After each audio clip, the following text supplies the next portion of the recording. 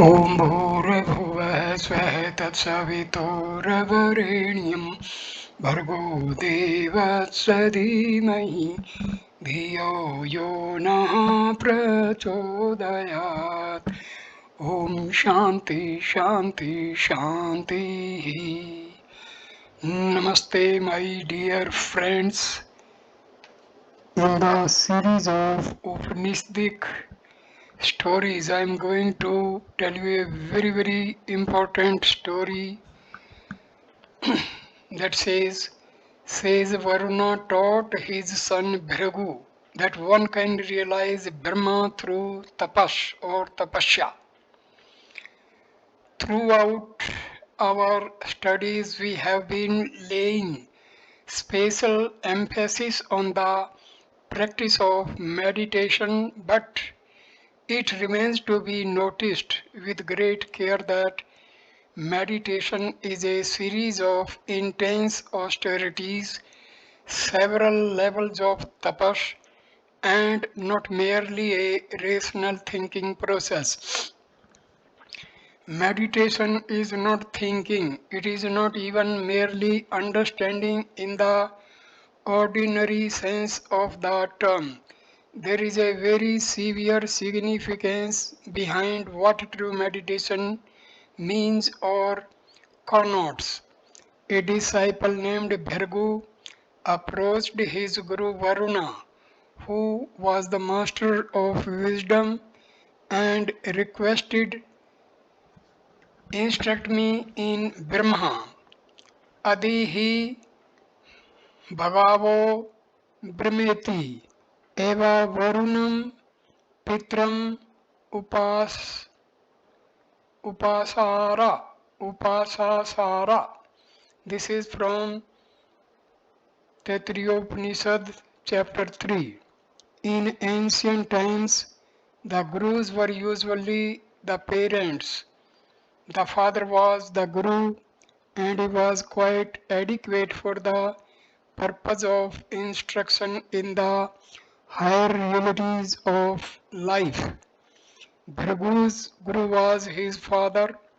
What did the guru say to Bhrigu when he requested him to teach Brahma? Tapsa Brahma Vigyan Sava.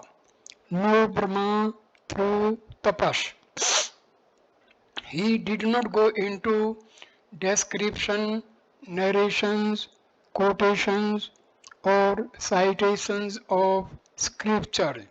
He gave just one sentence of instruction: know it by yourself through tapas. Here is the essence of spirituality for any one of us who appreciates it. Spirituality is a way of living. It is not knowledge that is to be acquired. It is accustoming oneself with the characteristics of the spirit, and to that extent living one's life with that particular vision directly in one's experience. The intense tapas into which Bhrigu entered on the instruction of the Guru ended in a realization. What kind of realization did he have?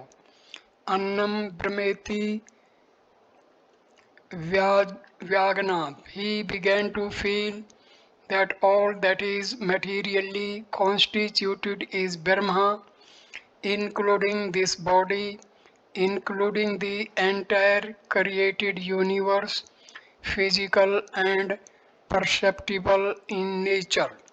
Not being satisfied for some reason, the disciple approached the Guru once again with the same request: teach me Brahma. These are wonderful examples of Guru and disciple indeed, because the disciple approaches again and again for the same purpose and expresses himself in the same manner, and the Guru in return mentions the same thing as the instruction. He had nothing more to say. The second time, when the disciple approached the Guru saying, Adihi Bhagavo Brahma, the reply of the Guru was, Tapasa Brahma Vijnana. Why does he go on repeating this again and again?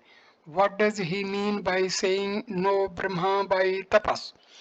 It was already told once, now a second time he repeats the same instruction, and the good disciple enters into another type of intense tapasya as per the instruction of the Guru. Intense meditation enveloped the consciousness of the disciple. He realized something quite different from what he experienced earlier. This time he realized Prana Brahmeti Vyagyanata Vyagyanat. There is a vital principle behind all material structure. A vital energy is pervading all forms of matter. This is what he realized. Our modern schools of scientific thought originally discovered that matter is a hard, tangible substance, but scientists also did tapasya by means of intense experiment and observation, and they realized that there is energy content potentially present within all material substances. If the whole universe is materially constituted, the discovery revealed now that the whole universe is made up of energy only. The universe is a force rather than a thing or a substance. Within this realization, again the disciple went to the Guru. Adihi Bhagavo Brahma. What kind of disciple is this? He repeats the same question again and again after having realized something which was quite good for all practical purposes. When once again the disciple approached the Guru said, Tapsa Brahma Vijnana. A very good Guru and a very good disciple indeed. You ask me to teach Brahma, know it through tapas. Well, he had already practiced enough tapas, but the obedience to the Guru's instructions was so important to the disciple that he took it literally and went back for further contemplation in the form of intense tapas. And he realized something. What did he realize? Mano Brahmeti Vyajanath. He realized that energy is not the ultimate substance of things. There is mind behind all things. The operation of the mind can reconstitute the location of matter. It can transfer material objects from one place to another by processes of telecommunication, telepathy, and the like. We in our daily life notice how powerful the mind is. Even if the physical world is strongly presented before us as perhaps the only reality available, the mind has power over even the physical nature of things. So again Bhrigu went to the Guru and said, Adihi Bhagavo Brahma. The Guru said, Tapsa Brahma Vigyan Swa. Know Brahma through austerity tapas. Again he meditated by means of a tremendous austerity of his personality and realized that there is something above the thinking process or pure mentation. Discriminative understanding is higher than mere mentation. It is called vijnana, vijnanam brahmeti vyajnat, pure understanding on which most of the philosophers depend for their conclusions was realized by this disciple as Brahma. With this realization and experience, he went again to the Guru and said, Adihi Bhagavo Brahma.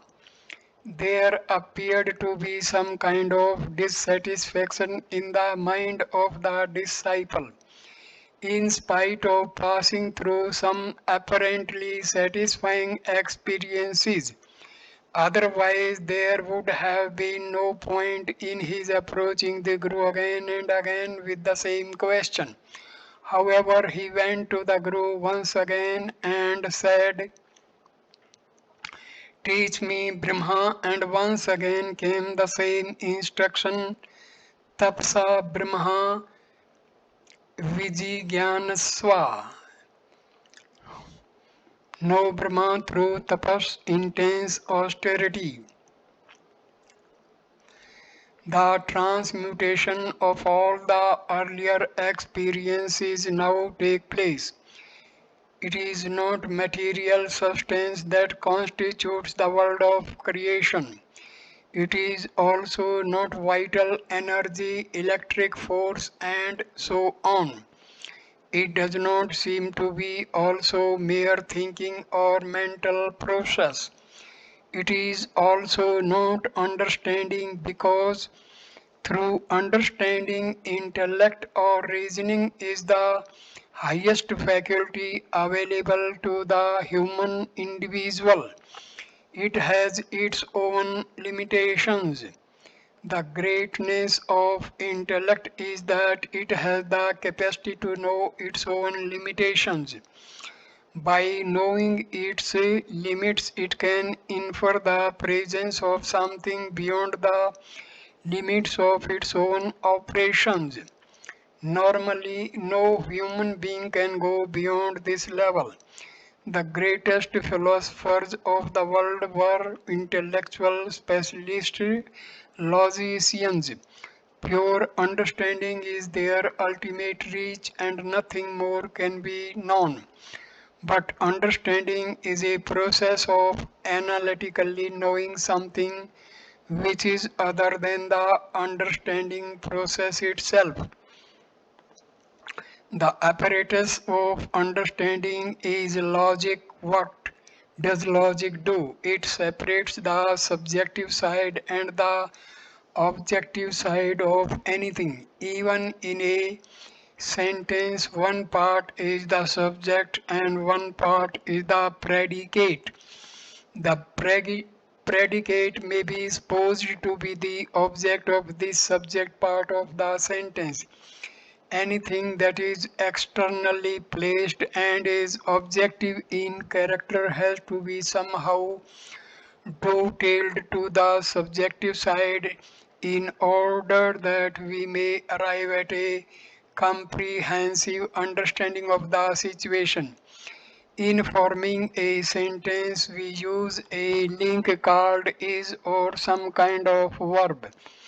Without a verb, there is no sentence. This particular thing called the verb is what gives meaning to a sentence.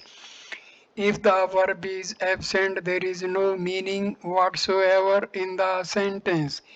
It connects the subjective side and the predicate side. Logic has this characteristic of knowing things by connecting two differentiated things. It assumes at the very outset that things are separated from one another. For instance, the knower is different from the known object.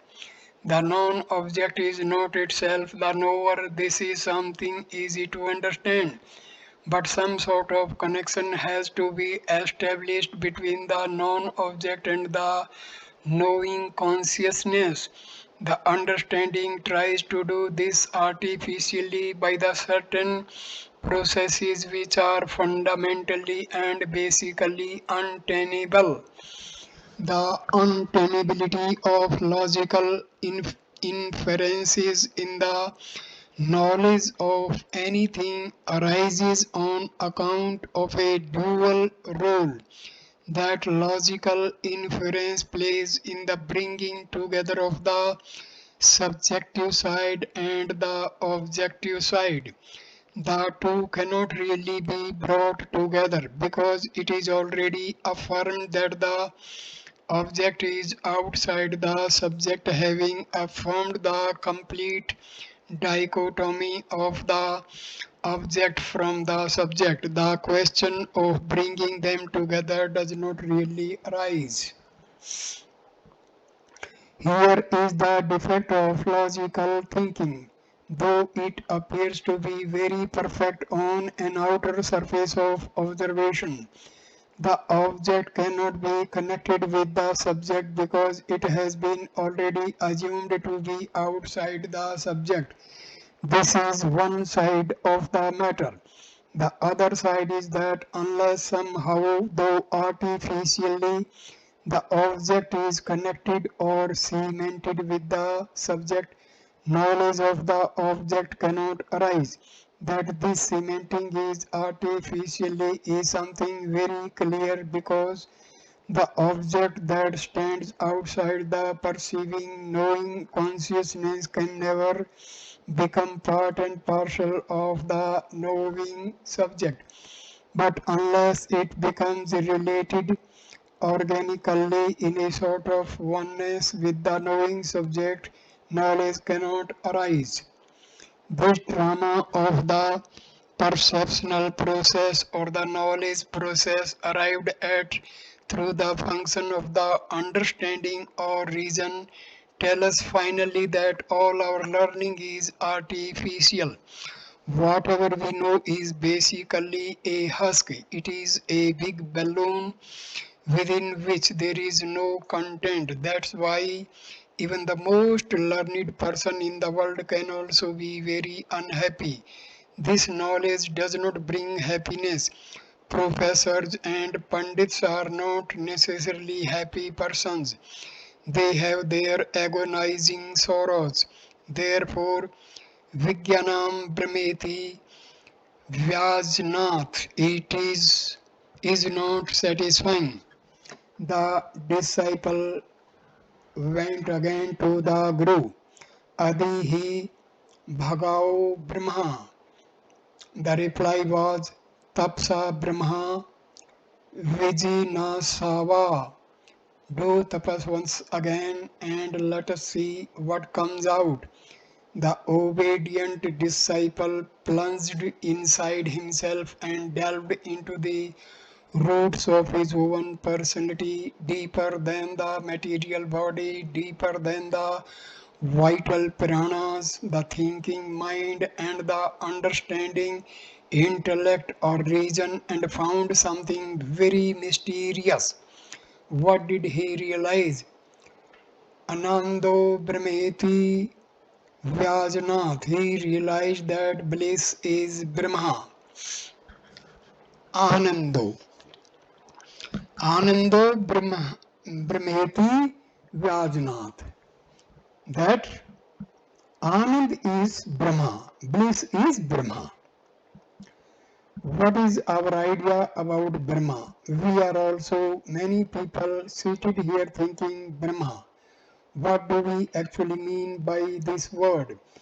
Every person will have their own fantastic idea about it, but all these ideas are intellectually construed with a framework of logic, as it is not possible to actually know the core of the ultimate Brahma through even the highest faculty available, namely reason and understanding.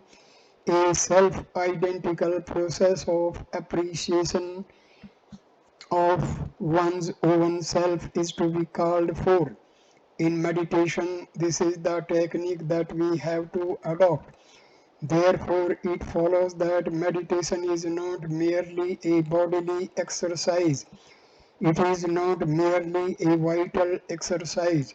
like pranayama, etc. It is not a psychological analysis through the mind. It is not a rationalistic understanding like philosophy. It is another thing altogether that is within us. Our knowledge of our own self is not observable like a body of physical matter. It is also not to be identified with vitality, mind, or intellect. It is something else. We seem to be something quite different from all these vestures. Probing through these vestures by tapasya is the art of meditation. We have to penetrate through the physical, vital, mental, intellectual layers subjectively within our own selves and objectively through the creation of the universe itself, both through the subjectivity of our person and the objectivity of the created universe. We have to recognize one and the same being pulsating at the root of everything. Happiness is Brahma, Anando Brahmeti Vyajnath. After that, the disciple did not go back to the Guru. No disciple will go to the Guru after he is filled with perfect happiness through any means. Only when there is trouble one goes to the Guru or the physician like a good disciple. Therefore, clever in understanding the secret of things, Bhrigu realized that Brahma is constituted of bliss. But here again a question arises as to what bliss is. Human nature is so fragile and so incapable of understanding even one's own experience of happiness that what is bliss is a question which cannot be answered. Are we happy? Yes, we may think that we are happy, but what does it mean? We cannot explain it. We can only say we are happy, but we cannot say what the meaning of being happy. Every, everything is describable, observable, anal, analyzable, but happiness is something which is inscrutable. Brahma is such, no one can understand it by any means available to human nature, but it can be directly felt inside. Feeling melts into experience. Though we are happy, oftentimes this is not the kind of happiness that is to be equated with Brahma's bliss.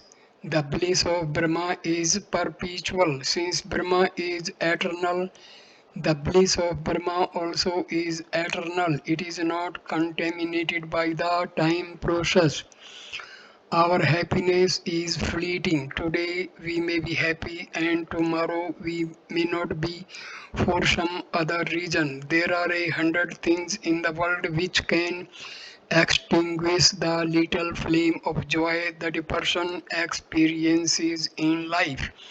The sorrows in the world oftentimes seem to outweigh the joys.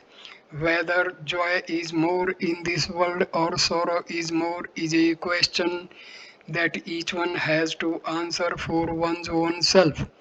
Is the world filled with more sorrow than joy, or is it otherwise? However, if Brahma is the ultimate being and its nature is bliss, it should explain all the questions of life, because the sorrows of the world to which we often make reference cannot be connected in any way with the eternity of the bliss of Brahma.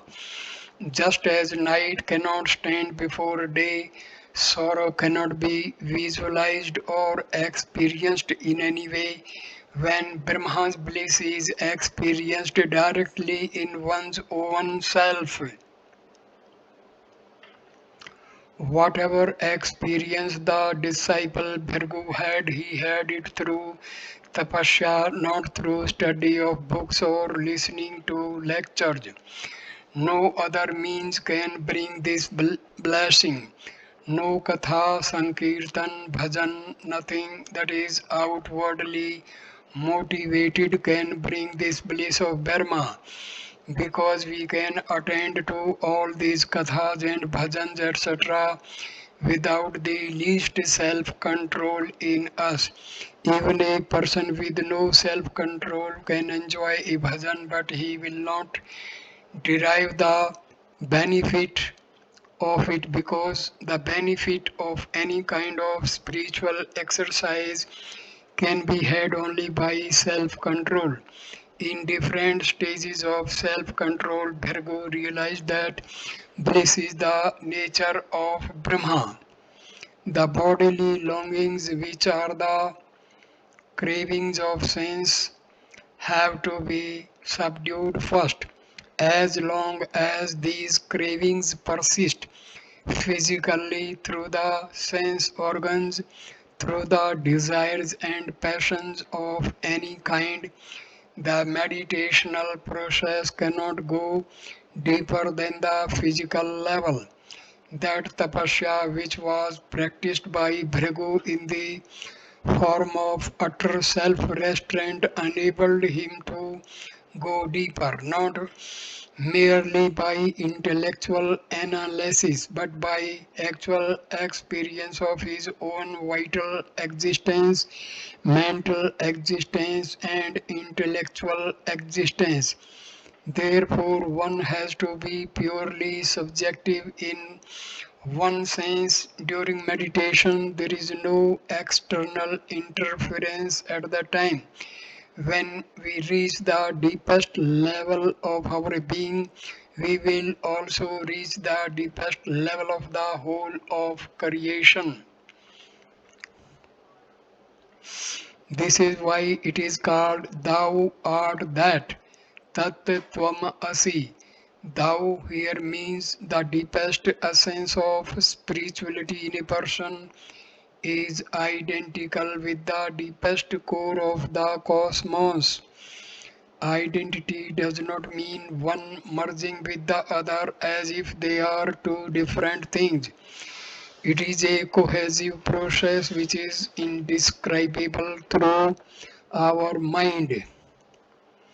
It is like sinking into deep sleep, where our bodily, vital, mental, and intellectual functions melt down, as it were in a sea of experience, where we remain as we are and we do not require contact with anything else to be happy. Everyone knows how pleasant sleep is. It is more pleasant, more delighting than any joy that one can conceive. Let even the emperor who has all the world to enjoy not sleep for 15 days and see what happens to his joy. He will say, "Don't talk to me, let me sleep, let the empire go, but I want to take rest and sleep." He wants to go into himself and not into the empire. Though the mind and the sense organs wrongly suggest that we are in the empire and our joy is there outside, the test is actual experience. Daily we are taken to Brahma, says the Upanishad.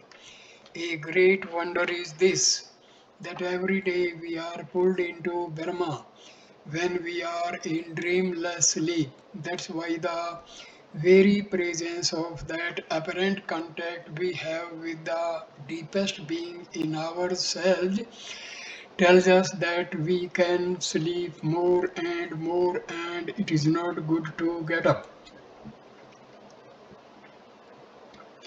Let me sleep a little more. The honey like bliss is poured into one's experience in the state of deep sleep. The Upanishad says that we are actually in contact with Brahma, but we do not know what is happening to us. We come back like a fool, as we went like a fool in the state of deep sleep. This happens because of the absence of self control, the absence of self restraint of the different vestures mentioned: the body, the prana, the mind, and the intellect. These vestures or koshas are called are agitations of the spirit. It is disease of the mind, co-create, co-concrete concretized in the form of visible personality. To melt it down into the substance of which it has arisen, deep contemplation of an utter subjectivity in nature has to be practiced. Finally, it would mean that one has to love one's own self and one cannot love anything else. Even the least tinge of love for anything other than one's own self, looking almost like selfishness when looked at from another angle of vision. This is the greatest altruism one can think of. Why does it look like selfishness? Because we conceive of this self into which we entered as a bodily content. It is as if we are going inside our physical individuality. That is why we say wrongly that it is selfish to go inside, but the deepest inside in us is not ours, it is a property of everybody. It is like a bubble sinking into the ocean. The ocean is the root of all the bubbles. The ocean is not a selfish individual. Each drop may be regarded as selfish in its relation to other drops, but when it melts and bursts into the ocean, it has become the self of all other drops also. This thing into which we are entering in the state of deep sleep is that into which everything sinks, and therein is our final solace and blessedness. But however much we may go to sleep every day, Brahma is not realized because the desires of the mind and the passions of the sense organs, which are potentially present even in the state of deep sleep, cloud the intelligence which is flashing forth from the root of the Brahma, which gives pleasure on one side and ignorance on the other side. We are happy in sleep but are unconscious that we are happy, so there is a curse upon this happiness. That curse is nothing but the unfulfilled desires of the sense organs, which crave to jump out upon the objects outside at the least opportunity provided.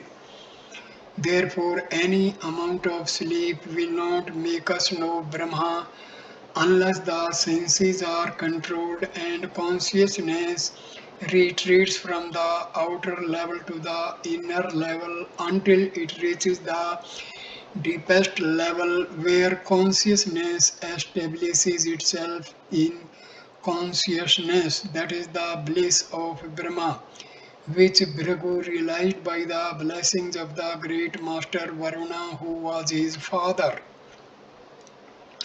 Wonderful was the teacher, he would not utter one word of teaching. Really know it by yourself, go deep into yourself, work for yourself, and toil for yourself, know it for yourself. That is the teaching of the Guru, and so obedient was the disciple that he never questioned this pithy, so-called meaningless instruction. He took it seriously and went went inside by self-control, control of the operations of every level of the personality, and reached that bliss which is the very essence of all existence. Satya, pure existence, is also ananda at the same time, and it is all consciousness at the time, so we call it Satya Chit Ananda. Existence, consciousness, bliss, towards which end we have to struggle hard as the disciple Bhrigu endeavored. My dear friends, happiness lies within, not outside. This is a well informed statement of our Upanishads and Vedic scriptures. Happiness is the very basic nature of our self, of our Atma, of Brahma. Brahma and Atma are inseparable. Brahma and Atma are not two distinct entities. Our Atma is Brahma. But this truth we have to find out with our own efforts. By reading books, by reading Upanishads, Vedas, Darshanas, no way we can know the path, and path is simple. Sit for meditation, dive deep inside, give affirmative instruction to your ego and mind together that I am going deeper, deeper and deeper inwardly. Here I stands for our mind and ego.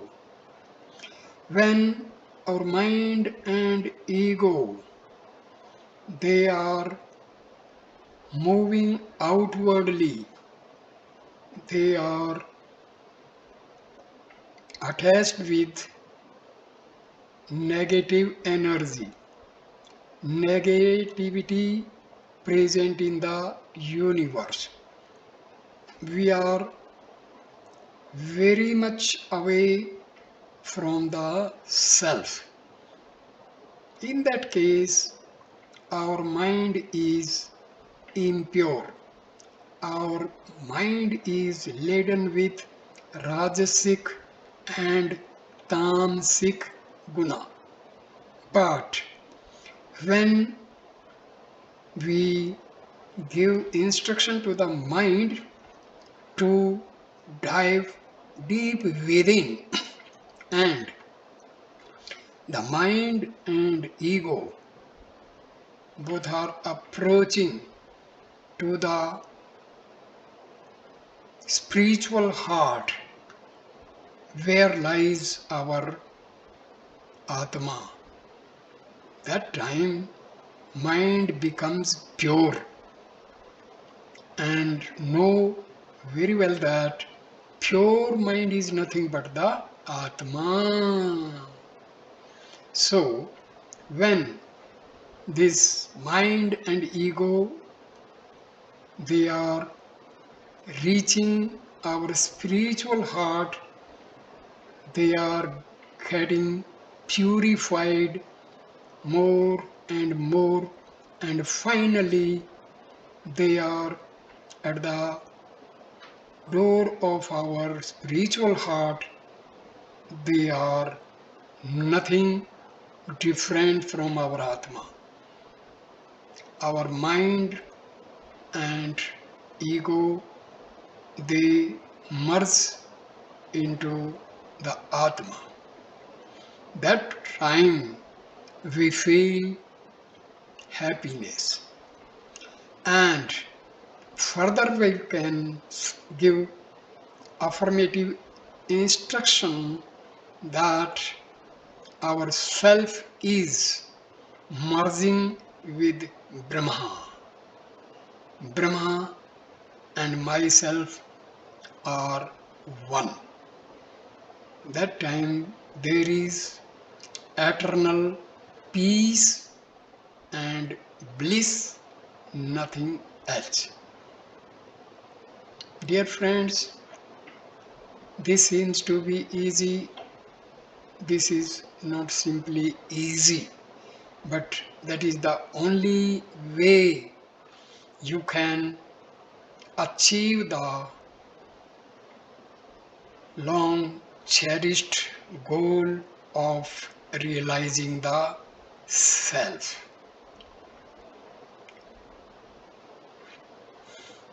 You have to sit for meditation, control your desires, control your passions, sit alone.